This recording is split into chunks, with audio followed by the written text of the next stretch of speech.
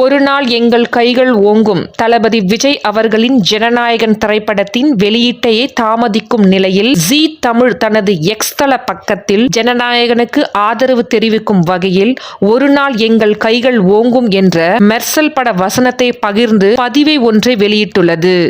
ஒரு நடிகனை கண்டு அரசாங்கமே அஞ்சிய நாள் அன்று ஆகஸ்ட் 9. ஒரு அரசியலுக்கு வந்த நடிகனை கண்டு மத்திய அரசு அஞ்சிய நாள் இன்று ஜனவரி 9. The name is Thalapathy Vijay. We stand with தளபதி. விஜயின் ஜனநாயக படம் வெளியீடு தள்ளி போன நிலையில் விஜய்க்கு ஆதரவு தெரிவிக்கும் விதமாக எக்ஸ் தளத்தில் We stand with தளபதி ஹேஷ்டாக் ட்ரெண்டாகி வருகிறது.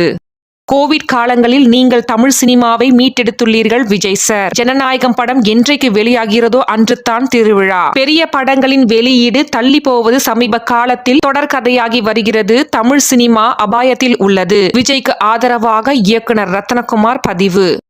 பொங்கலுக்கு வெளியாவதில் சிக்கல். ஜனநாயகன் படத்திற்கான தணிக்கை தொடர்பான வழக்கின் விசாரணையில் ஜனவரி 21ஆம் தேதிக்கு ஒத்திவைக்கப்பட்டுள்ளது. தனி நீதிபதி உத்தரவுக்கு இடைக்கால தடை விதிக்கப்பட்டுள்ளது.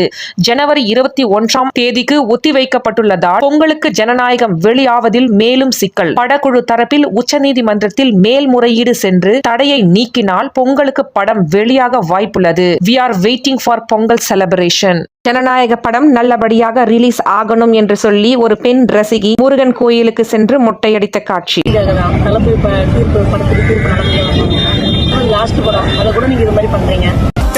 மன்னர்களை உனக்கு காட்ட வரனா